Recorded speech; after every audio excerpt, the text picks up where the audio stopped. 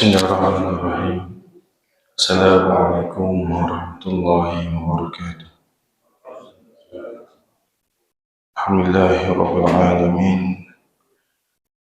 Wassalatu wassalamu ala asyrafil anbiya'i wal mursalin. Sayyidina Muhammadin wa ala alihi wa ashabihi ajma'in. Qala rabbi shrah li sadri wa yassir li amri wahlul 'uqdatam min lisani yafqahu qawli. Subhanaka la ilma lana illa ma 'allamtana innaka antal alimul hakim.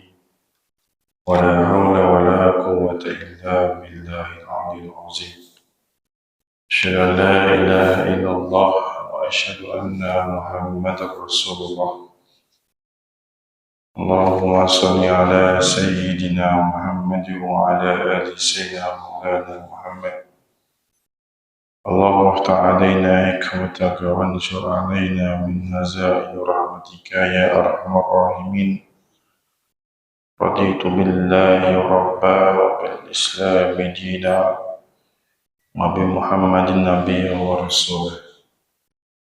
Alhamdulillah, syukur Allah Subhanahu wa ta'ala dengan limpah kurnia dan inayahnya dapat kita bersama-sama lagi berada dalam Allah Subhanahu wa ta'ala ini dengan kita dapat melaksanakan tugasan kita sebagai hamba-Nya di tempat solat berjemaah, tempat azan diazankan, dan dapat kita Allah izinkan lagi untuk sama-sama tinggal sebentar di waktu maghrib isya ini bersama-sama berada dalam majlis ilmu yang Allah Subhanahu wa ta'ala akan memberikan naungan malaikatnya untuk menerima segala doa, menerima segala permohonan kita kepada Allah Subhanahu wa ta'ala di dalam majlis ilmu, insya-Allah. Apa khabar ibu-ibu, ayah-ayah, tuan-tuan, puan-puan, para asatizah, para baik muslimin Allah Subhanahu wa ta'ala. InsyaAllah ini kita akan menyambung kembali tadabbur dari tafsir surah Al-A'la.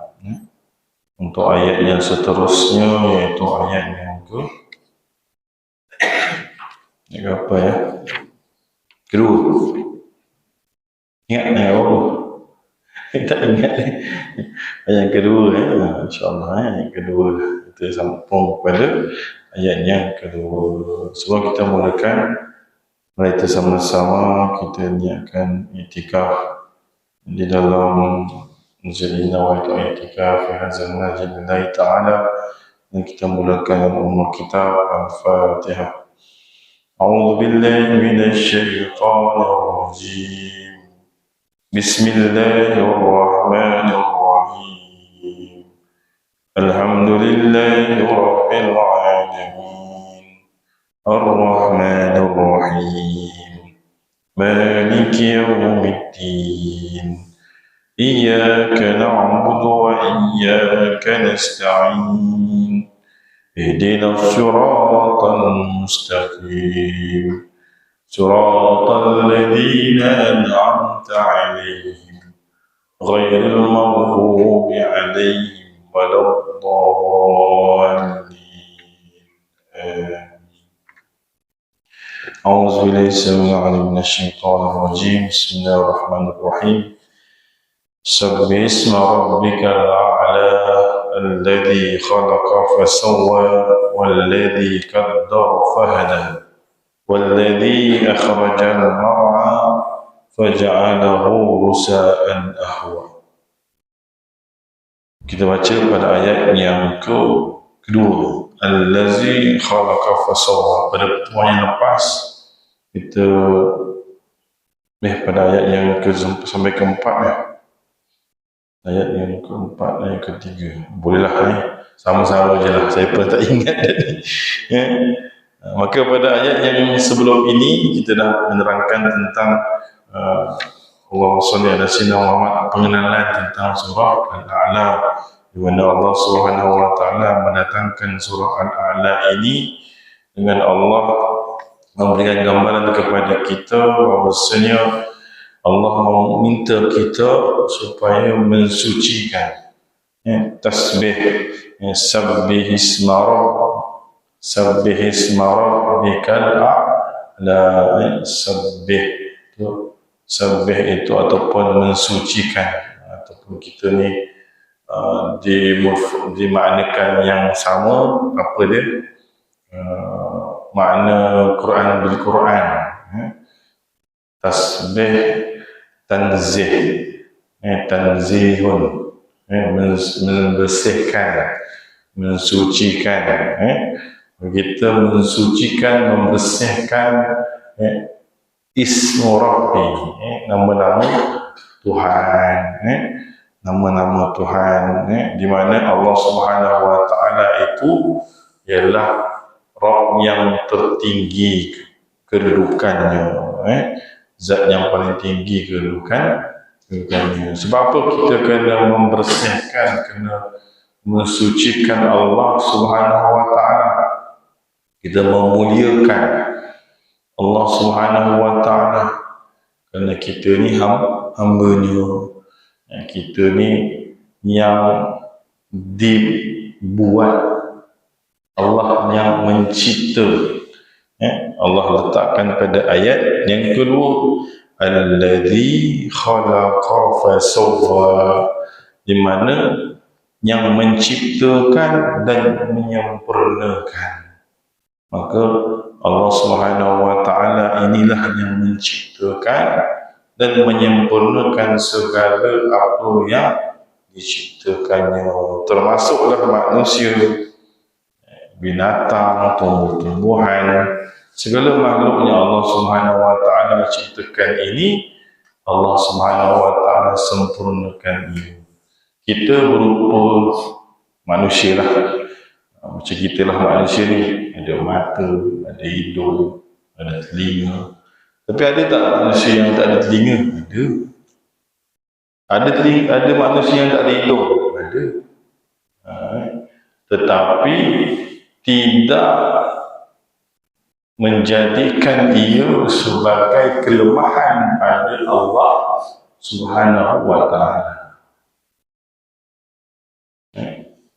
Di mana barang yang kita lihat itu tidak sempurna pada mata kita, tidak menjadikan ia menjatuhkan Allah Subhanahu wa Ta'ala, melemahkan Allah Subhanahu wa Ta'ala, kerana Allah itu maha sempurna.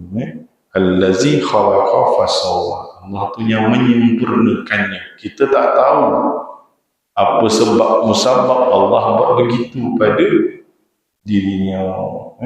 Tak ada telinga, tak ada hidung, ada mata buta, ada telinga pekak, ada mulut bisu. Allah jadikan pada pandangan mata kita, tak sempurna ni. Kita pun panggillah dia orang yang istimewa. Kalau kita suka orang yang istimewa. Kalau kita kat Malaysia ni orang punya apa? OKU, orang kurang upaya. Orang upaya ni banyak kelebihan. Kalau pergi JKM tu, dia nak kebajikan masyarakat, dia punya, orang kata, bantuan-bantuan yang akan diberikan. Kelebihan pada dari segi itu. Kadang-kadang sempurna ayah-ayah, ibu-ibu. Orangnya ada kaki, ada tangan, sempurna semua. Tetapi tidak sempurna pada mentalnya pula. Gila, kan? Orangnya gila, tak sempurna akalnya. Ataupun sekarang ni penyakit autism. Sempurna ayah-ayah, cucu-cucu kita autism. Dia tak boleh mendengar ataupun menerima apa yang kita suruh pada dia. Dia pada alam lain. Dia berada pada alam lain. Ayah kena buat baca lah, kena buat kajian bacaan. Autism ni ada peringkat-peringkat dia. Ada yang ranking tinggi, ada yang pertengahan, ada yang biasa-biasa saja. Tapi itu keistimewaan pada diri mereka, dan Allah ganjarkan pada ibu bapa mereka itu tempat yang terbaik bila mana menjaga mereka itu. InsyaAllah syurga lah kita ni, insyaAllah dah ada kunci syurga di mana kita menjaganya dengan baik. Dan Allah Subhanahu Wa Taala menyempurnakan segala makhluk dengan sebaik-baik keadaan dalam keseluruhan penciptaannya. Kerana Allah Subhanahu Wa Taala itu yang maha sempurna penciptaannya, yang maha bijaksana pentadbirannya. Allah Subhanahu Wa Taala yang meliputi segala-galanya. Kita tak boleh nak mengatakan Allah itu yang lemah, tak boleh. Yang tidak boleh sama sekali. Kemudian pada ayat yang seterusnya Allah letakkan pada ayat yang ketiga, wallazi qaddara fahada, dan yang menentukan kadar masing-masing dan memberi petunjuk. Allah menentukan takdir, ketentuan yang sejak di Lauh Mahfuz lagi. Bila mana kita nak datangkan sifat itu, bagaimana kita nak datangkan perasaan itu, takdirnya Allah Subhanahu Wa Taala berikan kepada kita, berikan sifat, perbuatan, ajal, kehidupan, semuanya itu rezeki Allah berikan kepada kita. Siapalah kita yang nak menentukannya? Kau ni kahwin dah 10 tahun, anak pun tak ada lagi. Contoh kecil hati anak kita. Siapa yang kita nak tentukan? Rezeki semua Allah yang bagi. Dalam hadis Rasulullah SAW, hadis riwayat Muslim, saya lupa daripada Abu Hurairah radhiyallahu anhu, kita ini, Rasulullah SAW minta kita ini menjadi seperti golongan orang-orang yang mempunyai sifat hati seperti burung. Kenapa burung pula Ustaz cerita ni? Muhammad tahu burung? Manusia ni kalau nak jadi orang yang masuk syurga, kata Rasulullah, kena ada sifat seperti sifat yang ada dalam hati burung. Rasulullah mengibaratkan begitu. Kenapa? Karena burung Rasulullah SAW datangkan kepada kita ni, kita lihat dia, Allah jadikan dia itu sebaik-baik makhluk yang senang kata tawakalnya tinggi. Tawakalnya tinggi, yakin dan tawakalnya tinggi kepada Allah SWT. Ayah rasa dekat sangkar burung itu ada freezer. Saya tanya ni, sangkar burung tu saya nak ada freezer tak rasa-rasa? Freezer tu almari makanan tu ada tak? Rasa-rasa tak ada. Tak ada. Dia pergi keluar tu waktu pagi dengan tak tahu apa yang dia akan jumpa. Yakin tawakal tinggi pada Allah SWT. Nak katanya rezeki tu Allah yang bagi, cacing ke, biji-bijian ke, buah-buahan ke, itu kerja Allah SWT. Rezeki Allah bagi. Nak kata yakin tawakal. Petang, insyaAllah sampai kat sarang dia, bagi makan ke anak-anaknya, kesemuanya cukup, kenyang, insyaAllah. Maka nak katanya kadar yang Allah berikan kepada kita ini, Allah dah tetapkan dah. Jangan kita ni dah tahu kita ni orangnya, orang kata susah, orangnya tak berapa ada duit pun malas keluarnya saya rezeki. Burung tu tak pernah ada hari cuti. Isnin sampai hari Ahad tu semua kerja. Tak ada cuti. Ada ke cuti? Dia tengok kita tak ada, tengok schedule cuti tak ada. Keluar dia, waktu pagi dia tahu dah. Waktu subuh dia, fajar menyingsing dia. Dia sing-sing kepak dia pun jalan. Cari makannya. Jauh ke, dekat ke, dia tetap pergi. Yakin tinggi Allah Subhanahu wa ta'ala. Maka usaha dia sentiasa pergi pada waktu pagi. Kita pun macam itu jugalah. Waktu pagi kita keluar cari rezeki. Noreh getah ke. Saya ada noreh lagi ke? Tak ada naik. Nyawit lah sini semuanya. Sawit. Pergi mana? Pergi apa? Mengail ke. Nelayan dan sebagainya. Macam-macam. Maka semuanya berpaut pada usaha kita kepada Allah Subhanahu wa ta'ala. Sikit ke banyak ke yang Allah berikan kepada kita, itulah rezeki kita. Jangan kita nak bandingkan dengan orang lain. Orang lain rezeki masing-masing. Dan kita juga kena tanam dalam diri kita. Jangan kita sangka kita modal besar dapat besar. Modal kecil dapat kecil. Tak. Sifir Allah, matematik Allah lain. Modal kecil dapat besar. Ada. Ada yang modal besar dapat kecil pun ada. Itu semuanya rezeki Allah Subhanahu wa ta'ala. Kita kena tahu begitu. Senang katanya, bila mana kita ni yakin, adalah perkataan tawakal, kita jadi orang yang mutawakkilun.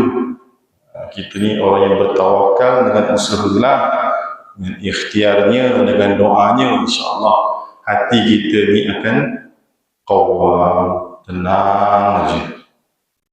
Kita ni akan tenang saja. Tak ada susah bergandah, tak nyusahkan orang lain, tak adalah campak barang-barang merepek kat kedai orang.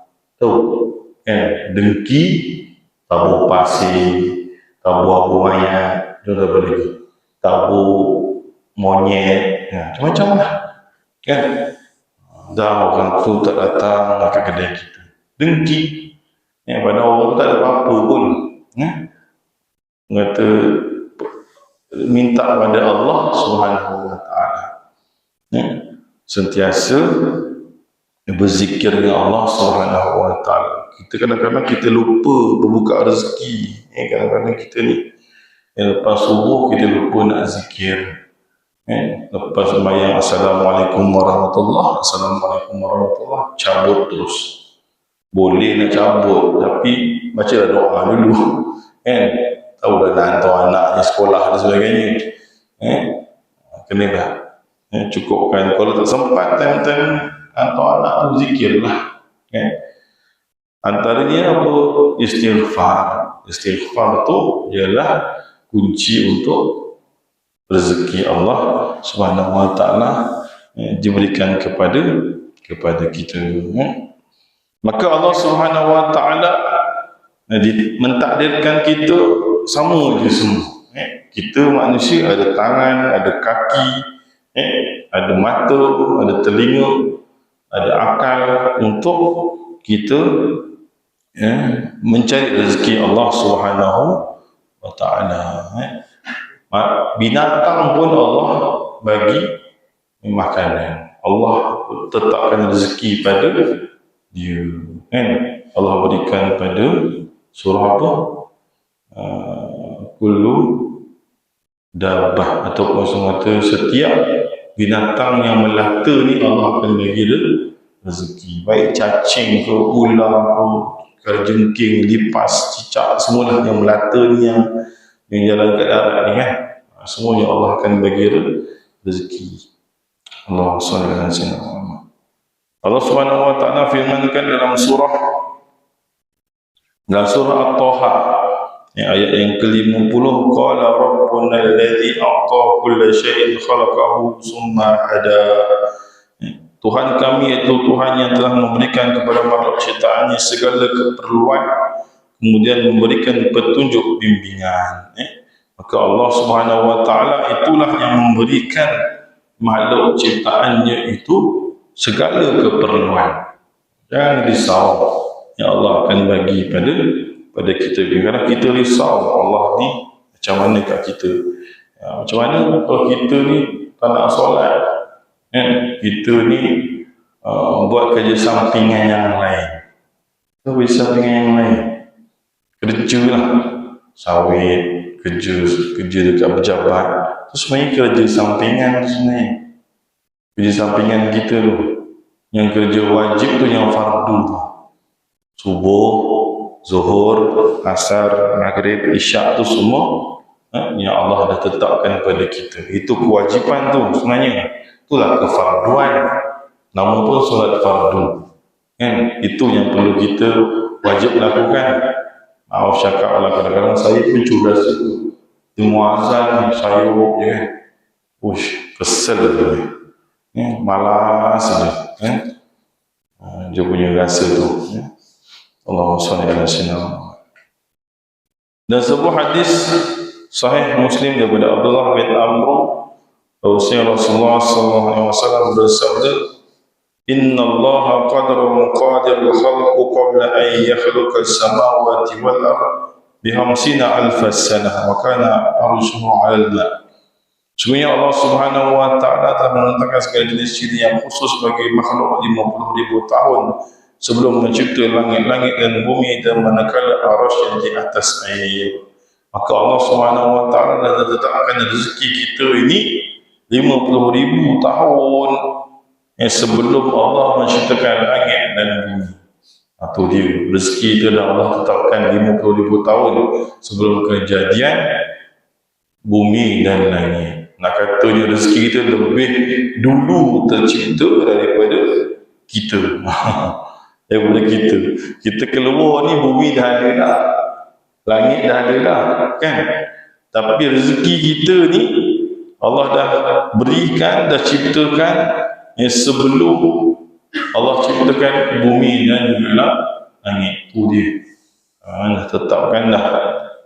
Maka ketetapan suatu perkara ini Allah berikan kepada makhluknya, kesemua makhluknya Allah berikan.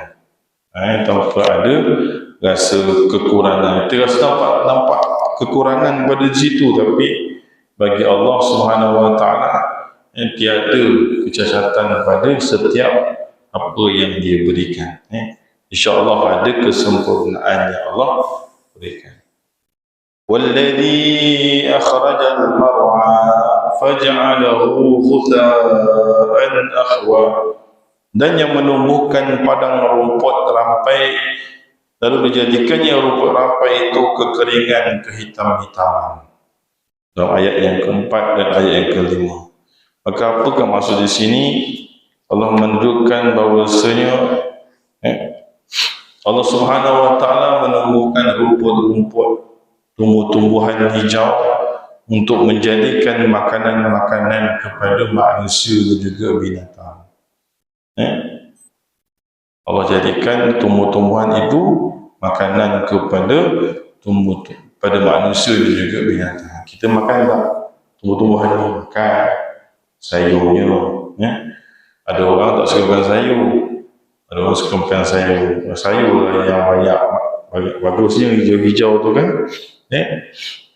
Ulam-ulaman, ulam raju, apalagi petai, jering, semua tu bau kencing, Ustaz, kuat baunya. Kenapa sebut? Itu kan bagus. Kalau kita belajar tentang sains makanan, benda-benda macam itulah yang obat sebenarnya. Pahit-pahit ni obat, ada obat pada badan kita. Sebab tu dulu-dulu orang tua-tua kita mana ada sakit sangat. Tak ada dia. Mana ada kencing manis, darah tinggi. Tak ada. Kita lah zaman-zaman sekarang macam-macam. Kencing manisnya lah, darah tingginya, kolesterolnya. Kita lah gautnya. Dah tak boleh berjalan dah akhirnya. Aduh, Allah Akbar. maka amalkanlah sunnah-sunnahnya Rasulullah SAW telah berikan kepada kita, kan? Maka tumbuh-tumbuhan ini Allah Subhanahu Wa Taala akan jadikan ia kekeringan, kehitaman setelah ianya hijau, iaitu luntur dan reput, kering dan menghitam serta kehijauannya, kerana tumbuh-tumbuhan ini bila mana dia kering dia akan menjadi hitam.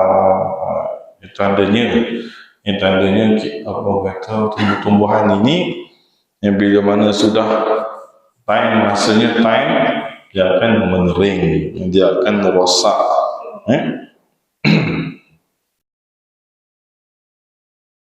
Maka pada ayat keempat dan kelima Allah Subhanahu Wa Taala memberitahu kepada kita, lihatlah tumbuh-tumbuhan untuk kita ambil istifadah.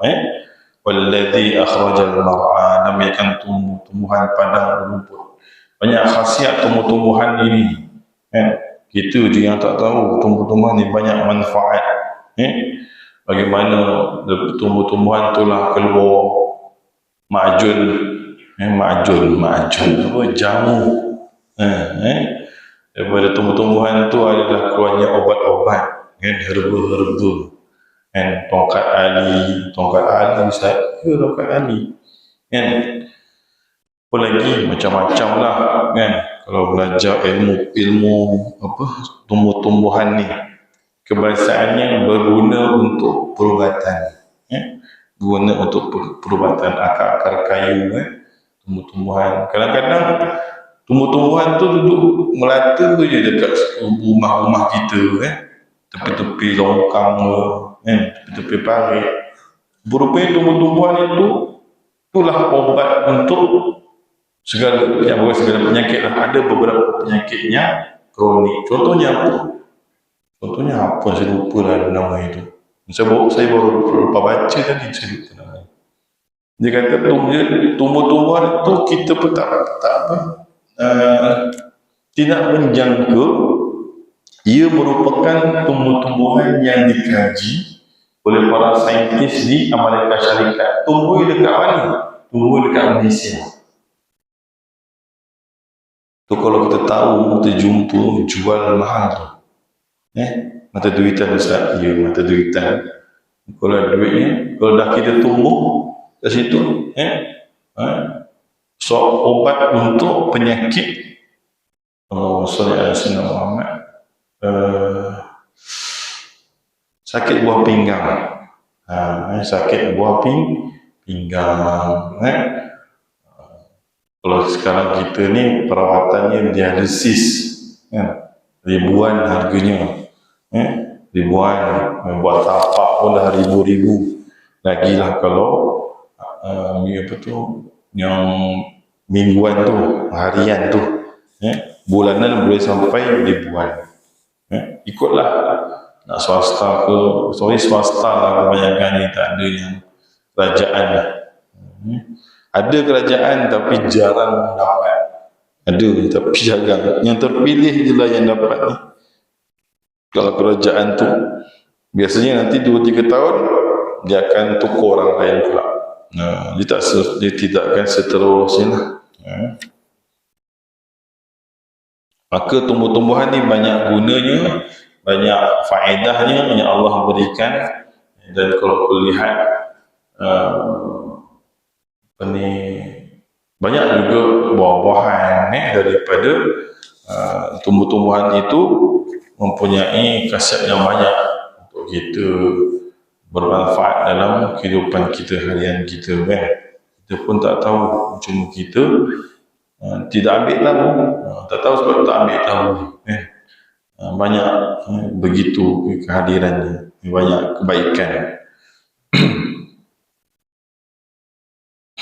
Seterusnya pada ayat yang ke-6 dan yang seterusnya, yang ke-6, sanukri'uka fala tansa, kami akan membacakan Al-Quran kepadamu wahai Muhammad, maka engkau tiada melupakannya. Maka Allah Subhanahu Wa Taala berfirman kepada Rasulullah SAW, Kami sanukri'uka fala, kami, Allah akan menjaga, Allah akan menghendaki untuk tidak lupa akan ayat-ayat Al-Quran itu. Sebab itulah Al-Quran itu Rasulullah SAW hadam kesemuanya, dan Rasulullah SAW boleh menguraikan isi kandungan Al-Quran secara literal, secara mengeluarkan sabdaan-sabdaan hadis untuk menerangkan isi kandungan Al-Quran. Ribuan hadis yang Rasulullah SAW sampaikan, sabdakan kepada para sahabat. Itu huraian, kebanyakannya huraian berkaitan dalam Al-Quran. Illa ma syaa Allah innahu ya'lamul jahra wa ma yakhfa. Illa, kecuali ma syaa Allah, jikalau Allah menghendaki, semuanya Dia mengetahui dengan terang dan yang juga tersembunyi.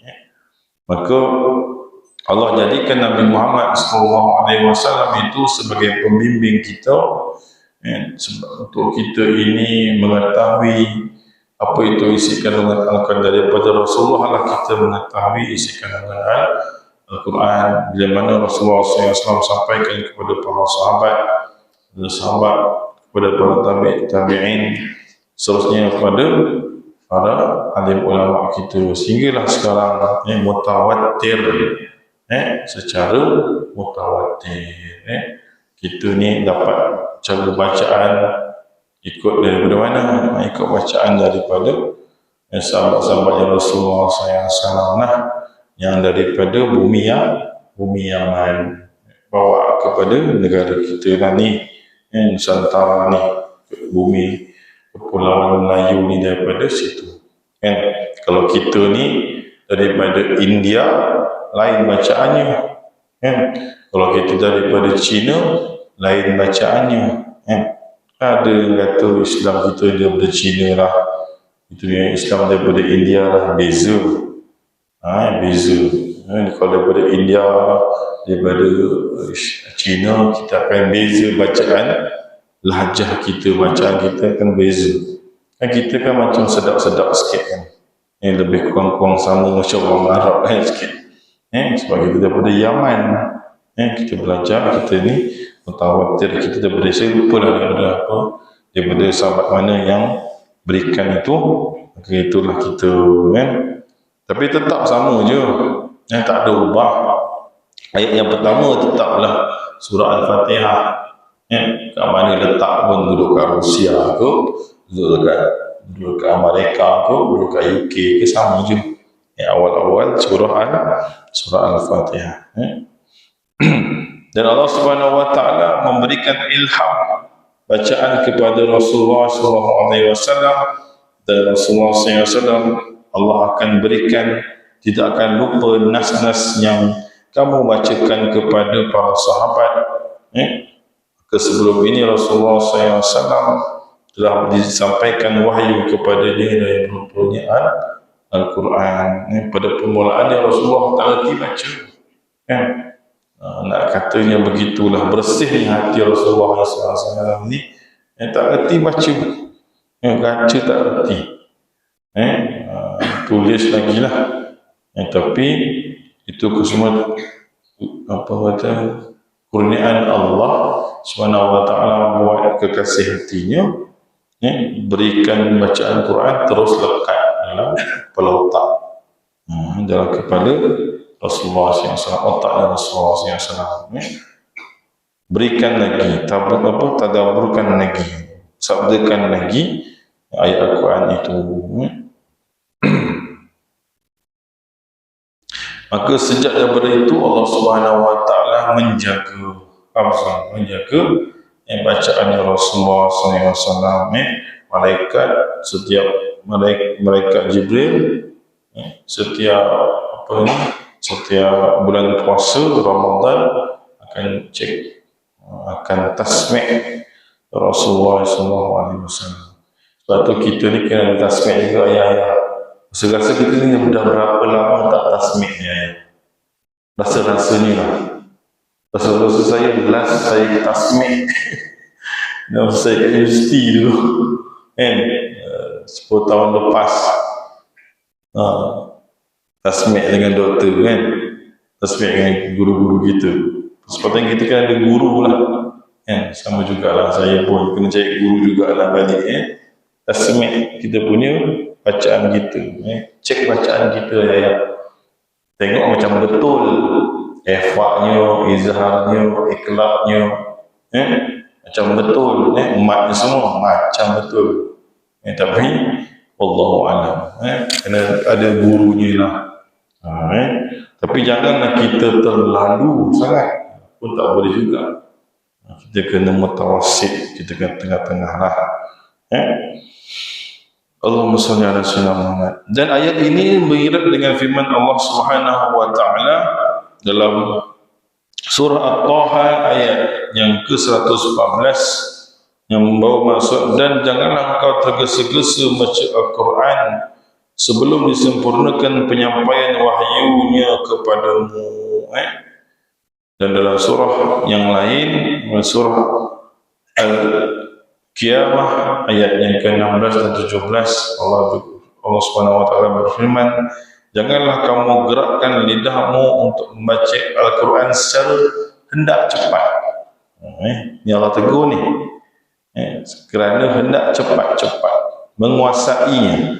Sesungguhnya atas tanggungan kamilah tugas mengumpulkannya di dadamu dan membuatmu pandai membacanya. Sebab tu kita ni jangan tergesa-gesa kan. Baca anak umur 5 tahun nak kalau boleh baca masuk Quran. Umur 5 tahun kalau boleh anaknya nak masuk Quran, tak payah alon-alon, pelan-pelan kan, insya-Allah pandai. Dulu saya pun umur 6 tahun baru mukadam, 7 tahun mukadam, 5 tahun mukadam, 7 tahun mukadam, 5 tahun, 6 tahun, 7 tahun, 3 tahun mukadam. 3 kali kata mukadam. Bukannya pandai mana pun, bukannya pandai mana pun. Nak katanya tok guru saya tu nak katanya kalau boleh betul-betul alifnya betul, ba-nya betul, ta-nya betul, sampai lah ya kan, bacaannya kat mana, kat kerongkong, kat tengah, kat lidah, macam tu lah bacaan makhrajnya kan, kena betul. 3 tahun, umur 8 tahun baru masuk Quran. Ini sejarah lah baca Quran ni. 8, 9, 10, 11 tahun baru kata Quran, baru sunatan. Dulu 11 tahun, 12 tahun baru sunat dulu Kalau sekarang umur 8 tahun, 8 tahun, 9 tahun dah pergi sunat. Terkebil-kebil budak tu umur 8 tahun. Kalau dulu masa saya sunat tu ada budak dah besar juga lah, umurnya 15 tahun, dia paling kuat saudara masa sunat tu. Dia lah dah lihat orang kata, dah lihat. Jangan disuruh pula nanti kawan-kawannya yang apek-apek tu, yang ceti-ceti tu, yang tua-tua tu masuk Islam, jangan disuruh sunat, biarlah. Kalau dia kata tidak sunat, sunatlah. Kalau dia kata tak nak sunat, tak apalah, dah tua lah. Nanti pendarahan pula nanti, tak baik-baik, masalah juga. Allah SWT. Maka kita kena pelan-pelan baca Quran, sikit-sikit, satu-satu. Allah hanya sendiri yang cakap kepada kita, Allah tegur kepada Rasulullah SAW, juga kepada kita lah, supaya jangan kita ini terlalu cepat untuk membaca. Jangan kita ni tergesa-gesa dalam kita membaca Al-Quran dan mempelajari Al-Quran. Pelan-pelan, tak ada masalah pun. Sikit-sikit insya-Allah Allah akan bagi juga. Kalau nak buat apa je laju-laju sangat, belajar cara macam mana hukum-hukum tajwidnya. Ni kalau saya tanya ni hukum tajwidnya, boleh jawab tak? Rasa-rasanya lah. Saya kadang-kadang nak test juga lah. Hukum hukum nun mati, hukum min mati, ya. Bertemu dengan huruf yang tertentu, macam mana hukum bacaannya. InsyaAllah lah nanti kalau rezeki kita campur-campur lah. Allahumma salli ala sayyidina Muhammad. Maka itulah, insyaAllah lah sikit lah, banyak dah ni. Ayat sampai ayat yang ke-7 yang berkaitan tentang surah Al-A'la, tentang Allah SWT menjaga kita, Allah SWT menilai kita untuk kita sama-sama ambil istifadah dalam apa yang Allah SWT minta untuk kita jaga. Apa segala yang Allah berikan ketentuannya itu kehendak Allah SWT, dan kita tidak mampu untuk kita melemahkan apa yang Allah SWT berikan kepada kita. Tanda syukur kita yang kepada Allah SWT ialah dengan kita melazimi tasbih, kita mensucikan Allah dengan cara bagaimana, dan kita bahasa syukur macam mana, dengan kita ini yang mengikut segala apa yang telah Allah SWT telah minta kita lakukan. Mudah-mudahan Allah SWT akan berikan manfaat kepada kita dalam setiap kehidupan kita, insyaAllah. InsyaAllah. Tafadhal azan. Allahumma salli wa sallim ala sayyidina Muhammad wa ala ali sayyidina Muhammad. Maka itulah sedikit untuk hari ini, ayat yang kedua sehingga ayat yang ke-7 dalam surah Al-A'la. Mudah-mudahan Allah SWT memudahkan kita sama-sama memahami isi kandungan Al-Quran ini sedikit-sedikit. Yang penting kita dapat kita fahami, dapat kita memahami, untuk kita sama-sama kita sampaikan kepada keluarga kita yang apa penting yang kita memahami dalam isi kandungan Al-Quran, kerana kita ni orang Ajam, kita bukan orang Arab, kan? Sebab tu kita kena tahu dah sedikit apa yang diartikan, pengertian yang ada dalam isi kandungan Al-Quran. Kerana ialah Al-Quran lah sebagai penyelamat kita, sebagai benteng akhir kita. Kalau kita tak yakin dengan Al-Quran, kita akan sesat nanti. Sebab tu Rasulullah SAW minta kita kembali kepada Al-Quran dan juga As-Sunnah, hadis Rasulullah SAW. Dengan kita juga tidak mondai-mandai dalam penentuan hukum akam kita. Kita ada fahaman kita, mazhab kita di Nusantara ni, fahamannya Imam Syafi'i. Kalau yang tempat lain ada Hanafi, ada Maliki, ada Hambali. Semua ada masing-masing pemahamannya, fiqahnya. Tapi masih lagi rumpun, masih lagi kita bersepakat dalam mengikut hukum hakamnya. Dan kita juga tidak lupa pada tasawuf kita. Kita juga jangan tinggal tasawuf kita, kerohanian kita kena adalah sedikit. Sebab tu kita ni kena imbang dalam kehidupan seharian kita. Sama-sama lah, untuk kita sama-sama melonjakkan lagi ibadah kita kepada Allah SWT. Mudah-mudahan, Allahumma amin, mohon maaf atas segala kesilapan pada hari ini. Kita sudahi dengan tasbih kafarah dan suratul Asr. Bismillahirrahmanirrahim. Subhanakallahumma bihamdika asyhadu an la ilaha illa anta astaghfiruka wa atubu ilaik. Bismillahirrahmanirrahim.